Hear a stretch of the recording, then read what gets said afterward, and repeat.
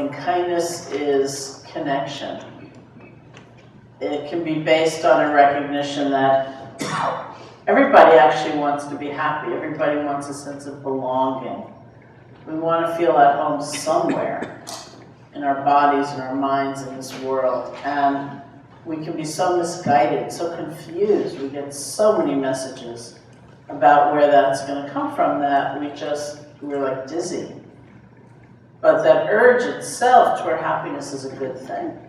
That's not a bad thing. If we can only figure out how, realistically and truthfully, we can have more happiness, then that urge then serves us very strongly. We can go very far. So we recognize ourselves in one another,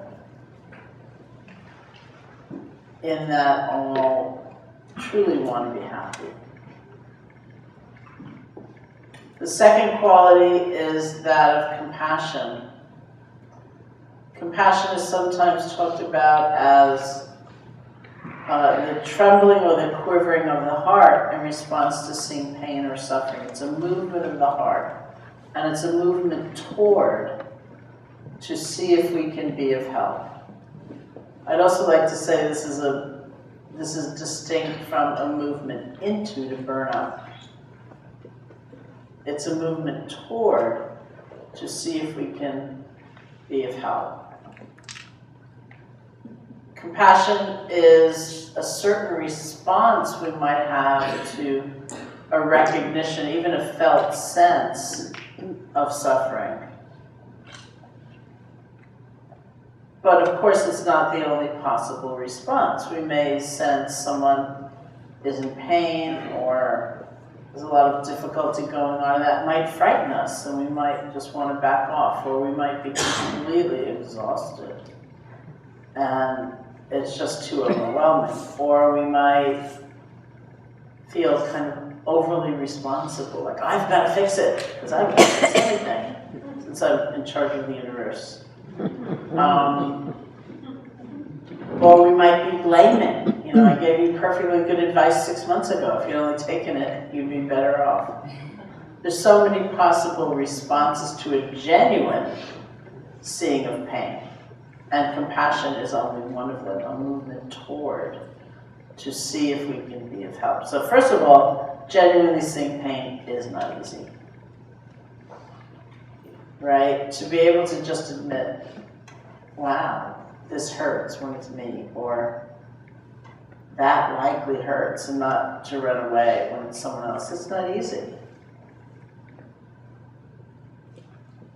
Somebody once sent this woman to talk to me, and she'd had this terrible tragedy in her life, maybe 6 months before, when she came to talk to me, and she said, my friends are kind of getting impatient. You know, it's sort of like, all right, time to be better.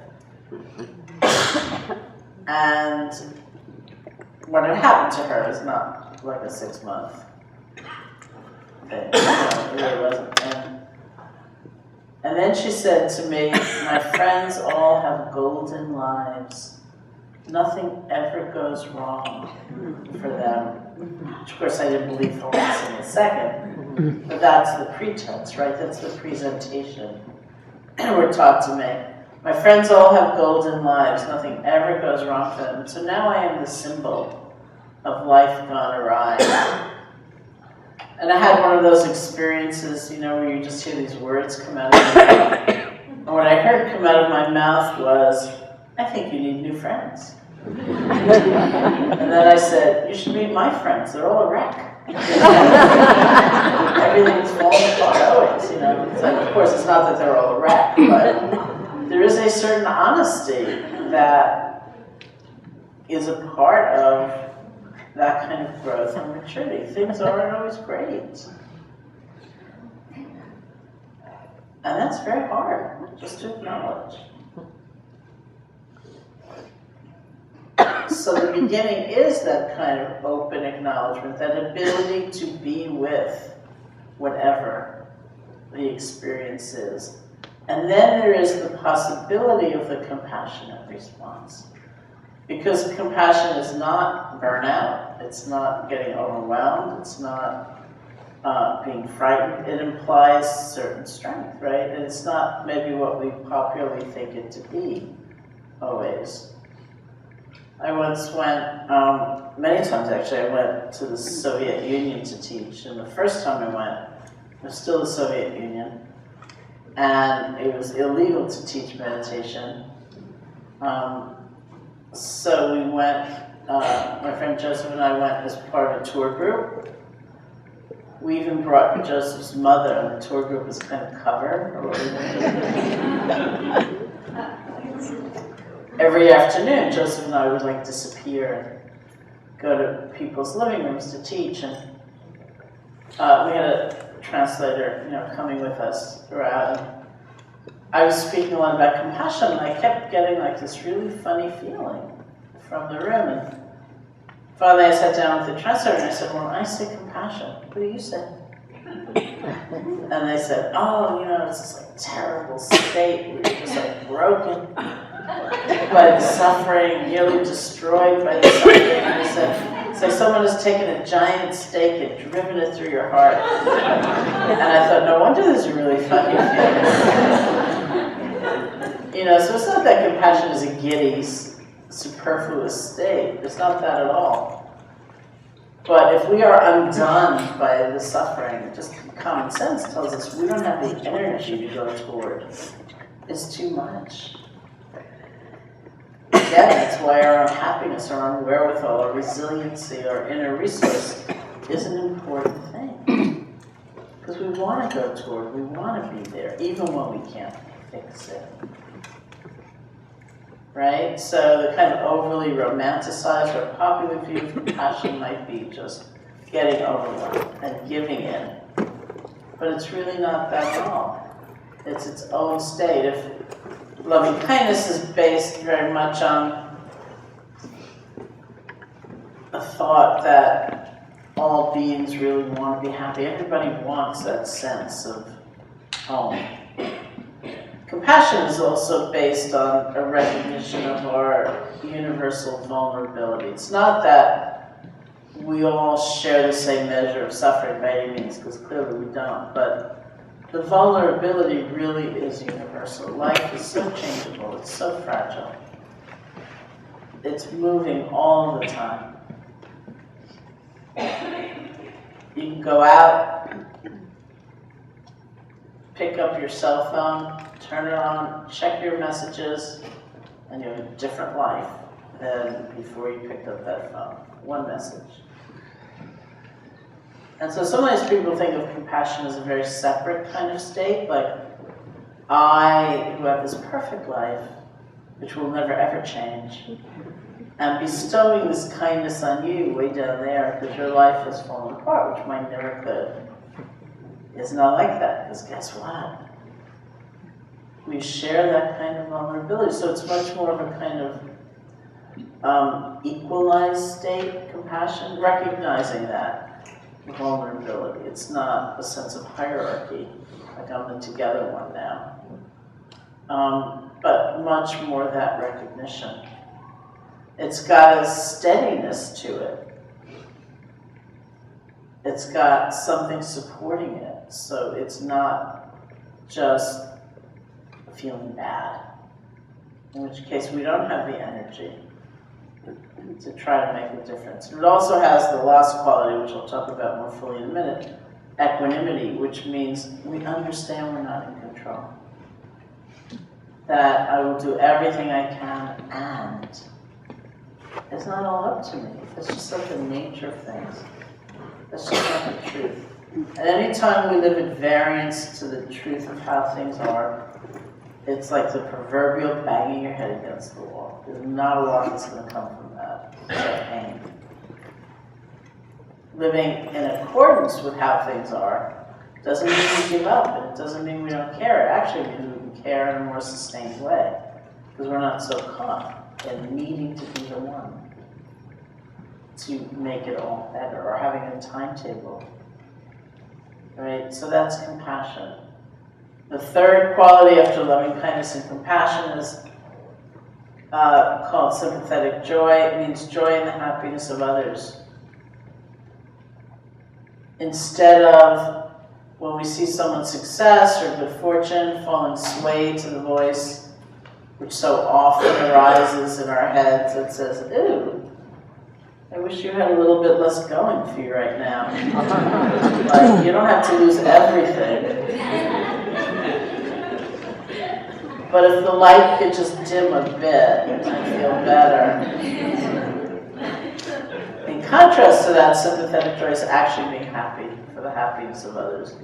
Realizing someone else's happiness doesn't take things away from us. It can be our own happiness. We have so many assumptions, generally speaking, that make sympathetic joy challenging. Of course, some people just have it. I find they have it naturally, which I think is an amazing thing. Something good happens for you and they're so happy for you. And it's so beautiful. For most of us, it's a training. It's an actual training. Not in forcing yourself to feel something you don't, but a training in challenging certain assumptions and paying attention differently. So what are those kinds of assumptions? Things like happiness is a limited commodity in this world, and the more someone else has, the less there's going to be for me. Or you have everything and you will forever. And I have nothing and I will forever. So there are two big problems with that. Of course, one is nothing is forever. Nothing. And the other is, another is that it's so unlikely that I have absolutely nothing. But we don't tend in those moments of jealousy or envy to be also doing a gratitude practice for what we have, or have a sense of appreciation for what we have. It's like it's wiped out. And of course, the third problem is that it's so unlikely that person has everything. But that can be a big assumption. And then there's this really strange one that's a little bit hard to describe, which is something like that prize, that praise, that accolade was heading right toward me, and you grabbed it. And that if you hadn't done that, it would have come to me. Sometimes, of course, we are in direct competition with one another, but many times it's not that way. And it feels that way. So I do teach a loving kindness retreat every year, an intensive 7-day retreat. For decades, it's been February in Massachusetts. This year I moved it to May. And in one year I was teaching, and I was giving a talk one evening on sympathetic joy, and I just used this example. I said, it's like you're in New York City, and it's Sunday, and you wake up, and you buy the New York Times, and you open it up to the book review section, and you open that up to the bestseller list, and you see that your friend's book on the New York Times bestseller list, and you think, oh, it's a pity. It should have been my book. And not only that, it would have been my book if they had not done it, as though somehow the New York Times was kind of randomly going around looking for someone to put on the bestseller list and you kidnapped them, right? So not only it should have been my book, it would have been my book, except for what you did. So I just use that example, and by the strangest of coincidences, I happened to have 3 different friends sitting that retreat, each of whom had a book on the New York Times bestseller list. And they each came up to me one by one and said, is that how you felt? No, of course not. But we do tend to feel that, right? And it's so odd, because it's not like the New York Times was randomly looking for someone to put on the list and you stole the possibility. but we feel that way. So to really deepen sympathetic joy, we need to look at those assumptions that we're holding. And I really believe we have a lot of cultural overlay these days in that I think we live in a time where we're taught we'll feel better about ourselves by putting down others, and that that's just kind of the nature of how we speak, how we feel about competing. I don't usually watch reality TV shows. If any of you produce them, forgive me for what I'm about to say. You know, but a friend, I was staying with a friend once, and she made me watch one of those cooking shows. And I was devastated by it, you know, like, instead of the judge saying, well, that was like a really interesting souffle, but, you know, it wasn't really as creative as the other person's, and therefore I think, you know, you should think about being a little bolder in your spices or something. It's like, you take your knives and go. And it's like, you don't deserve to be alive. That's what we call entertainment, you know? Or years ago, I was watching the Winter Olympics with my friend Sylvia Borstein, and this couple got up, or pair got up and danced on ice. They did one of those intricate dances on ice, and the instant they were done, without even leaving room to draw breath, the commentator like barked out, "Lacks artistry." And I thought, give me a break. These people are dancing on ice, you know, it's not so easy. And Sylvia and I were like rolling on the floor. But it's just the way we are. We demean others, and we're taught that that's wrong, that's good. So it takes a lot to really challenge all of that and come to a place where we actually can have some joy in other people's joy. And what a relief, because they're going on getting happy anyway, you know? It's not like our resentment is making them miserable.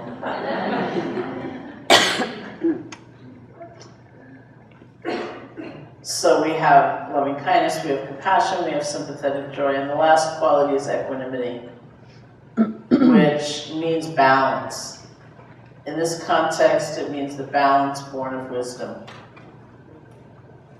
Sometimes I think balance is not that exciting a word, you know, but it's a powerful, powerful state. I was once in this marketing meeting. I had been involved with this place, the Garrison Institute, which had a 4-year program bringing yoga and meditation to domestic violence shelter workers. And after the 4 years, the program itself has switched in its current form. We're offering those tools to international humanitarian aid workers. So all the material needs to be rewritten in that transition. So that's why there was a marketing meeting. So sitting there with all these people from that company, and I said, well, you know it's a boring word, I know it, you know, doesn't really inspire a lot of people, but the state we're actually looking toward cultivating is one of balance. And they all laughed at me, these people. They said, you know who really likes the word balance? Anyone who feels like they're out of balance. I said, that's a lot of people. It's very not a good word. But however you feel about the word, the state is really important. It does not mean indifference. It does not mean apathy. It does not mean withdrawing. It means balance. It's some sense of perspective. I will do everything I can to try to make a difference, and it's not all in my hands. I'm not in charge of the universe. Sad to say, that's how things are. But things may take time. Healing may have its own rhythm. We don't know the end of the story right now. We just know right now. Sometimes we do something, or we say something to try to make a difference, and it feels like nothing is happening. Only later to hear, oh, look at that planted a seed. That was actually the beginning of something I could not have fathomed at the time. It was just not obvious. We don't always know how the story will end. We can only do the best we can right now. Or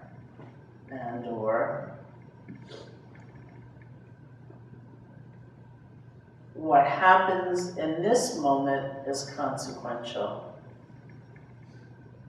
And that's what I can deal with. That's what I can work on. We need some perspective. The example sometimes used of being quite an elderly person sitting in a playground watching children play.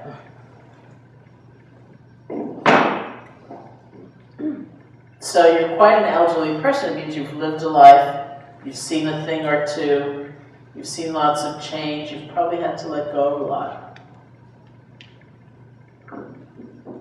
And you see this little kid completely freaking out because they broke a shovel. You're not all cold and mean. You don't go up to them and say, "Hey kid, it's just a shovel." Don't wait till you have a real problem. You're warm, you're caring, you're tender, and you don't fall down on the ground sobbing. Because you know what? Shovels break. This is a part of life. It just happens. It doesn't make you cold, but it helps you be wise. And I realized that I, as an individual, if I was seeking help from somebody, I would want both. I would want the caring and the tenderness. And I'd also want the sense of something bigger, not so caught up in the problem. Because if I told someone my sad story, I fell on the ground sobbing, I completely freak out. Oh my God, there's nothing, you know? I don't want them to say, "Hey, you think you have a problem?" It's nothing either, you know? But that spaciousness, that equanimity is actually a help. So again, it's not indifference, it's wisdom. This is what helps us draw boundaries even when we have loving kindness. This is what helps compassion from becoming burnout. It's really the force of this quality. So we have loving kindness, compassion, sympathetic joy, and equanimity. They can be approached individually and actually practiced individually. More commonly, we take one vehicle like loving kindness and we practice them all together. Through that vehicle. We say equanimity is always there. Because without equanimity, none of those qualities can be in their full flowering, in their best form. Loving kindness, for example, becomes more like impatience. So, a friend of mine made a joke once. They said it's like loving kindness with an edge. Instead of "may you be happy," it's like, "may you be happy by Tuesday." I've got a really long list of people that I am responsible for making happy.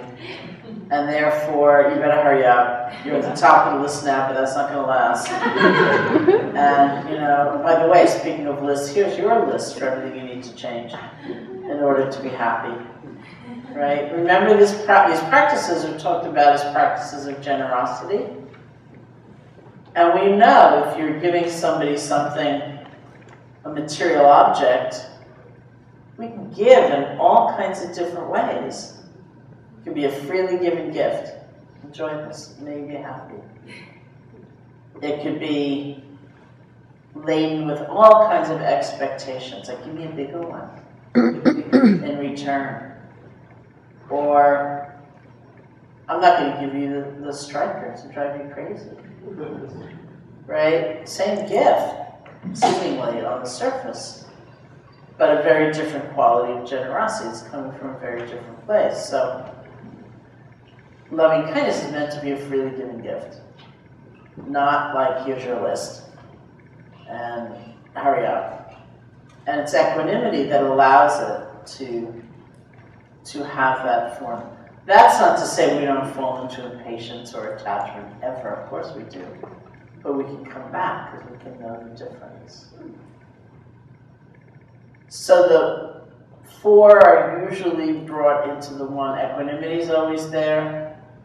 We can be developing compassion depending on who the recipient of the loving kindness is. If we choose, for example, a friend who's in difficulty, it becomes like the compassion meditation. If we choose a friend whose book just got on the New York Times bestseller list, it becomes a sympathetic joy meditation. And we just use the form of loving kindness for that. So in sitting, as I said, there are usually 3 or 4 phrases.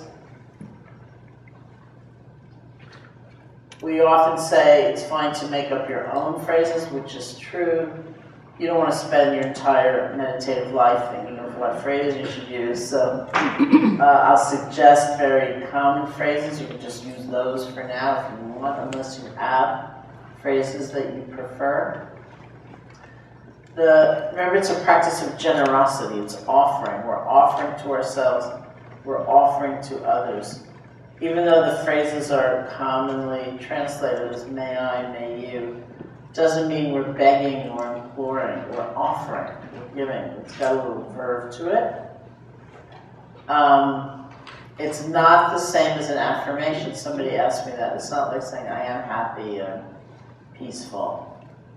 I've never actually done an affirmation practice, so I'm not saying anything about the efficacy of that, but it's just a different practice, right? It's that sense of giving to oneself or to others. The phrases need to be very general because we begin by offering to ourselves, we offer to all kinds of different people, animals, and end up with all beings. So it can't be, may I beat the traffic tonight. It's got to be very general, like may I be happy, may you be happy. It's not good to struggle with the phrases, which is why there's the invitation to really frame them the way that feels right to you. It can be any language, but you don't want to always be thinking about that. And if possible, we use the same phrases for everybody. Because you also don't want to be sitting there thinking, what about you? Let's see, when you get happy, you get really lazy. I don't know, may you be content? No, you'd really fall asleep if you were content, because you'll spend all your time doing that. So if possible, and sometimes of course somebody comes up and they always bring their own set of phrases with them, then you just switch, but you don't want to be struggling. Now when I went to Burma to practice loving kindness intensively for the first time, these were the phrases that I was given. May I be free from danger. That means inner and outer danger. It's like a blessing, right? May I be free from danger. May I be free from mental suffering. May I be free from physical suffering. May I have ease of well-being, or may I live with ease. May I live with ease means like ease of heart. And may the conditions of life, livelihood, family, may not be such a struggle. May there be ease. So I'll say a few things about that. One is, I didn't really like that last phrase, may I live with ease. I thought it was very petty compared to especially the gravitas of may I be free of mental suffering, which I really enjoy.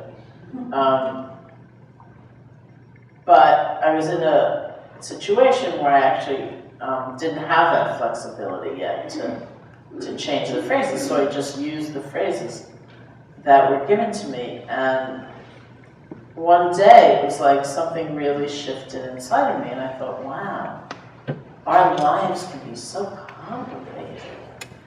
So many choices, so many decisions, so many kind of moral dilemmas. I thought, may I live with ease? That's my favorite phrase. So even if there's not like a tremendous feeling with a certain phrase. If you're not struggling, really, it might be interesting just to pursue it and see what happens over time. And this is in contrast to a friend of mine who, from the first time she heard the metta phrases, she loved that phrase, may I live with ease. It became her moral compass. It became her kind of North Star for choices. Like, does this pass the may I live with ease test?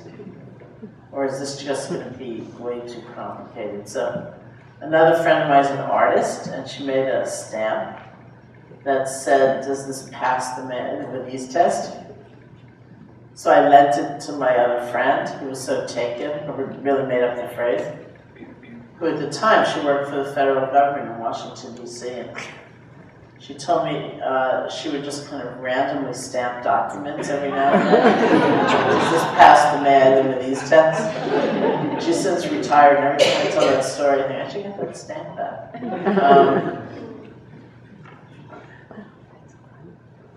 So I usually say, have good enough phrases. If they're good enough, that's good enough. Okay? The other thing is that this is really a concentration practice. You want it to be alive, the phrases mean something, you're not just saying something rudely. But it's also the kind of practice that I think really flourishes with a certain amount of structure, because these are real people. These are relationships. Relationships are complicated. There's one example, the common structure is, over time, is you start with loving kindness for yourself, then a benefactor, someone who's helped you, then a friend, then a neutral person, like that shopkeeper, then a difficult person, and then all beings everywhere. So sometimes people, not uncommonly, will choose a benefactor. Everything will be going fine, and then they'll come up and they'll say, you know what? I was doing loving kindness for this benefactor. Everything was going great. And then I remembered there was this one time when I called them and they weren't really there for me. Maybe they're not my benefactor. Maybe they're my difficult person. Right? So in a long retreat, we go through every one of those categories. And I told someone once I had a fantasy of leading a loving kindness retreat where we just chose one person. And those parts of them we felt grateful for and respectful of. They were like our benefactor. Those parts of them we felt at ease with. They were like our friend. Those parts of them we didn't know. They were like our neutral person. Those parts of them we didn't like. They were like our difficult person. And the person I was talking to said, well, you know, you can just choose yourself. Because we play all of those roles with ourselves, right? Life is complicated. Relationships are complicated. So we need a certain structure just to acknowledge that, but not fall off into it. The other thing is that because these are real beings, stories abound. And it's helpful to remember it is a concentration practice. We gather all of our attention behind one phrase at a time. Knowing what the phrase means, but it's the gathering, it's the full, wholehearted presence that's actually the power source of the practice. You don't have to worry about what you're feeling or what you're not feeling, because that, in life, will show itself. Really, don't worry about what you're feeling or not feeling. And use that kind of concentration. Your mind slips off, see if you can gently let go and come back as a way to not so constantly, for a very long time, fall into stories. So, for example, when I was sitting in Burma, the first time I did 3 months of loving kindness practice. At one point, my teacher, who was a Burmese monk, Sayadaw Pandisi, said to me, I want you to go back to your room and think of a good friend and offer them loving kindness. So I went back to my room right away, I thought of a good friend, and And right away I started thinking, what's the time difference between Rangoon and Northampton, Massachusetts? Gee, I think it's dinner time there. I wonder if she went out to dinner. I bet she went out to dinner. Where might she have gone to dinner? Could she have gone to the Greek restaurant or the Italian restaurant? I don't think she could have gone to the Japanese restaurant because that restaurant closed. Isn't it funny? Restaurants on that corner always close. This is a total true story. Restaurants on that corner always close. I don't know why they close. It's very close to Smith College. It's got really good parking. There's no reason for those restaurants to always close, but they always close. Maybe it's got bad feng shui. What is feng shui? So that took a good long time. And it was very far from it. May you be happy. May you be peaceful. Okay. Are you snippy? So we use the structure. So back to my phrases in Burma. I had an extraordinary time that first 3 months using may I be free from danger, may I be free from mental suffering, may I be free from physical suffering, may I have ease of well-being. So when I came back to the States in 1985, I started teaching loving kindness. And those were the phrases I suggested to people. And it was like a California joke. I taught in Massachusetts and Barrie, and it went fine. I taught in Boston, and it went fine. Then I went out to California to lead a loving kindness retreat. We did the first sitting, and I suggested those phrases, and I rang the bell, and I looked up, and there was a line of people, like way past that door, waiting to complain to me, saying they didn't want to repeat a phrase like danger, and it was bad to say suffering, suffering, suffering. So, that's fine. And, even though I had an amazing time, and these days I kind of like to suggest those phrases if anyone is interested in saying those.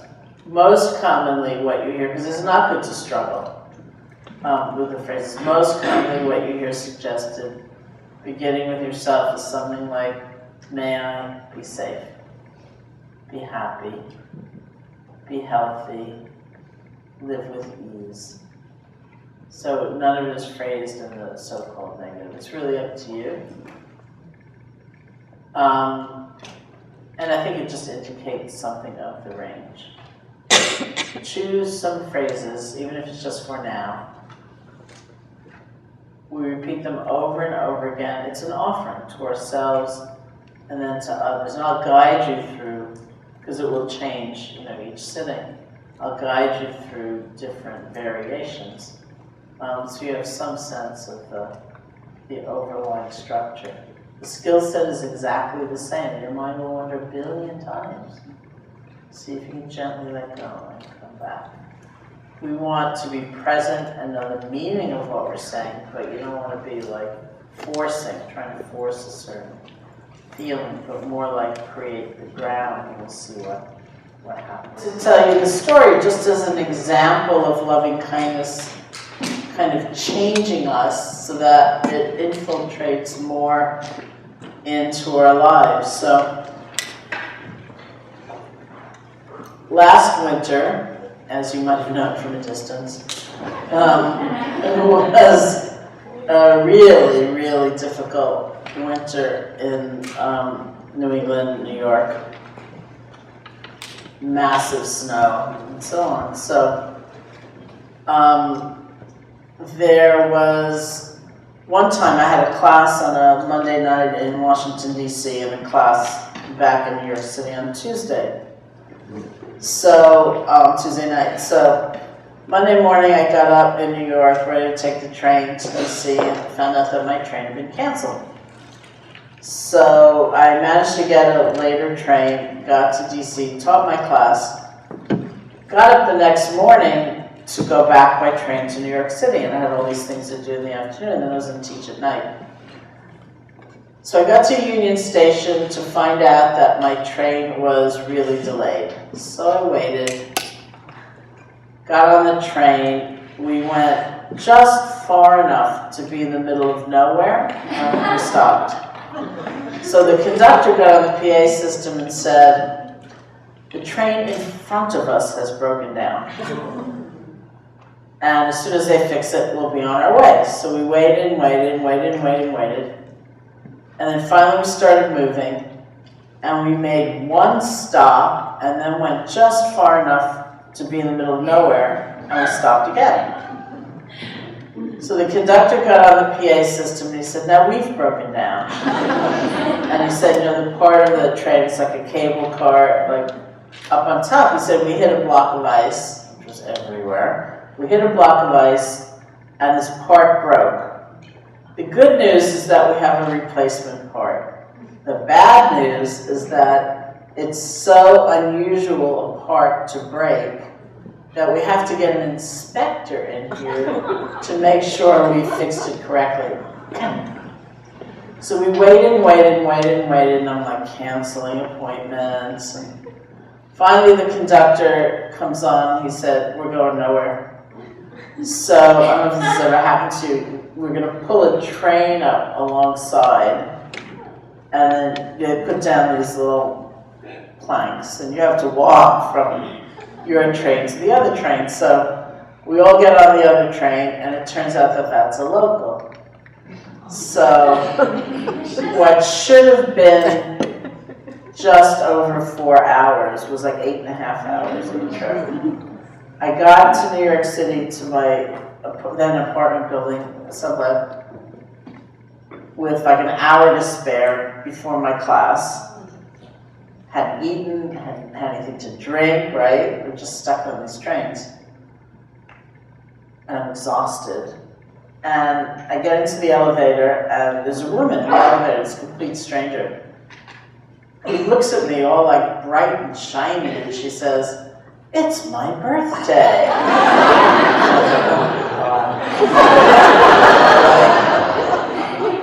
You should hear about my day, you know? There's the day, there's Amtrak, there's the weather, there's the government. Why aren't they funding Amtrak better? You know, I have to teach. But it's like I just looked at her, and I got there. You know, it wasn't like I gave myself a lecture, like, you know, she ever found out how many books you've written on the topic, and you were just like mean to her. Fly, you know. It wasn't like that. It's like I just got there. And I said, wow, I hope you have a great evening. And I got off of my floor and, you know, turned around and went and taught my class. It was such an interesting moment for me, because it was both unforced by that time, you know, all these years. And it was also, I realized it was more a moment of sympathetic joy than of compassion. And sympathetic joy is in many people's commentary, they feel it's harder even than compassion.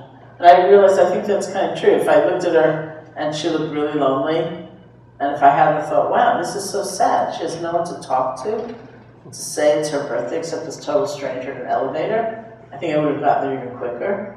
But it wasn't that. She looked genuinely happy. So I had to sort of leave my miserable self-preoccupation and be happy for her. You know, wow, it's your birthday, that's great. But that's the kind of thing. It also distinguishes that sense of loving kindness from like a highly emotional state. Because sometimes it's just not. I've never seen her again. I didn't invite her to dinner. You know, I didn't like feel this overwhelming sense of kinship. But I felt like I really arrived for her. And that it was very genuine. So that is really the nature of loving kindness. And that's partly why I like loving kindness for the neutral person so much. So many of you have told me you're friends of Rachel Cowan, so I'm going to tell you Rachel Cowan's story. Rachel is a rabbi, friend of mine, and many years ago she did, and she tells this story too, so I don't feel like I'm telling a story about her. She did the loving kindness course that I said I teach in Barry every year, 7 days. And in the retreat, we go through all those various categories, starting with yourself and ending with all beings. So I next saw Rachel about 6 months later at a retreat in New Mexico, and she came up to me and she said, "I've fallen in love with my dry cleaner." So I got all excited. And she took a look at my face and she said, "No, not romantically, but he was my neutral person. Back in the retreat, you taught, and now every day when I meditate, I hold him in my heart and I wish him well." And she said, "Now I go into the store and it's really a sense of, how you doing? Like, we're on the same team. You know, there's a sense of belonging in a way." So a couple of years went by and I didn't happen to see Rachel. A magazine asked me if I'd write a story on loving kindness, and I ran into Rachel, so I said, "Would it be okay if I used your name?" And told her story, and she said, "Oh yeah," and she said, "I still go into that store, and I still have that sense of connection." So I wrote the article, and a few more years went by, and I ran into Rachel, and I said, "How's your dry cleaner?" And she said, "I still go into that store, and I still have this sense," and she said, "I've moved on to the UPS person." So a few years ago, I taught with Rachel at the Garrison Institute, and I was sitting there on the stage with her and thinking, can I tell the story? She's right here. I can't really tell the story about her. She's right here, but then she told the story, so I was very happy. So this is like 15 years later, and she said, "I still go into the store, and this fancy new dry cleaner came up around the corner. I don't go to them." And I just think it's not because we feel obliged or indebted. It's not even because this person challenges us so much, because sometimes those people really do define an edge for us, and we think, "Oh, I've got to get through this in a different way." I don't know if she ever learned his name, but because we pay attention, which is what she was doing by saying, "I hold him in my heart and I wish him well." Each day, everything blossoms from that. And so that's why things like love and kindness or compassion are considered emergent properties of how we pay attention. That's what we're training, is our attention when we do the practice. You will see many things in your life and in your life that are the fruit of this practice if you continue on with it. So let's do one last sitting together.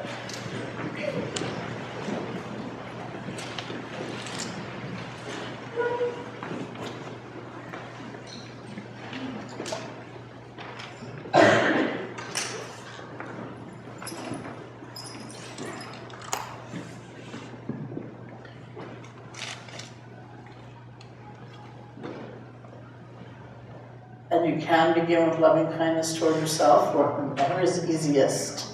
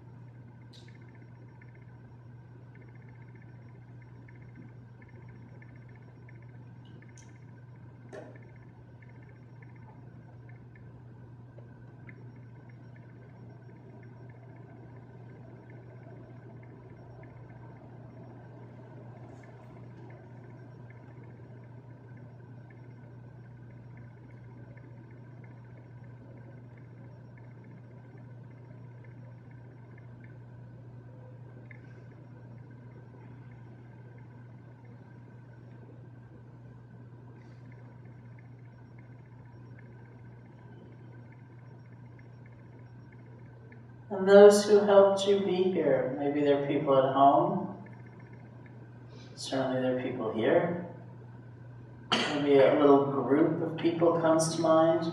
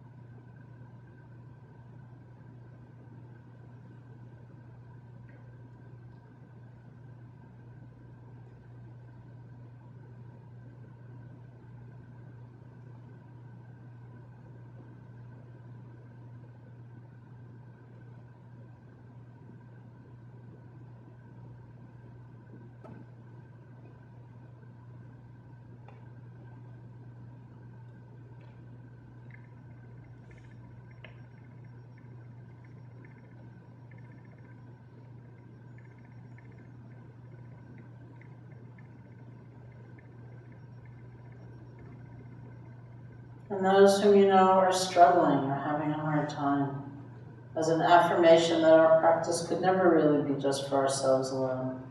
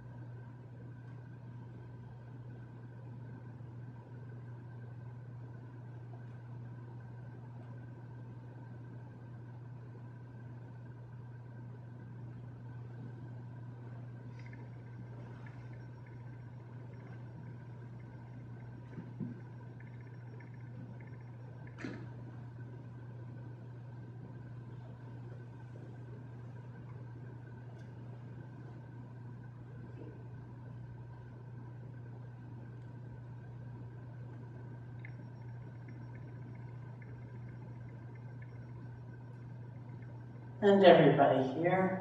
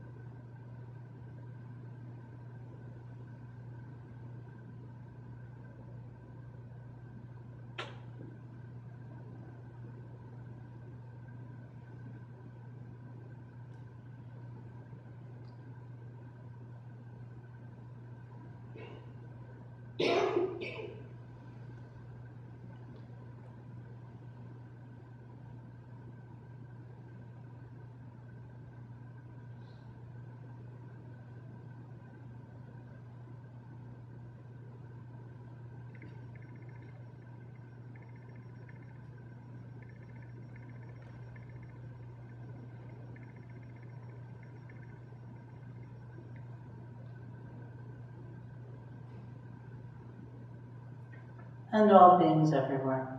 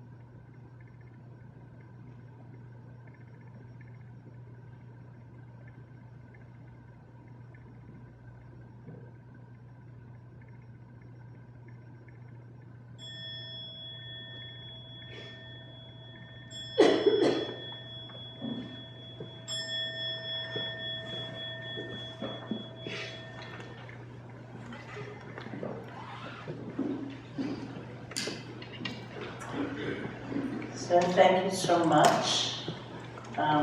It's been really lovely.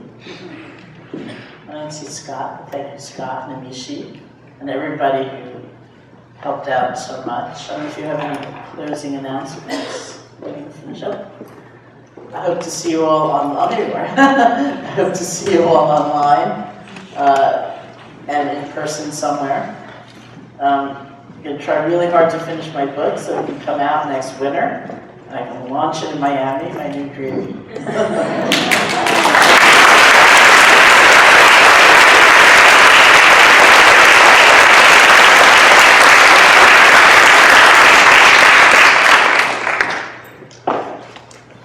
All right. Sadly, we have to all go back and not be together anymore. But I just wanted to take a moment to thank each and every one of you for coming. And I hope we can do events like this more often. If you don't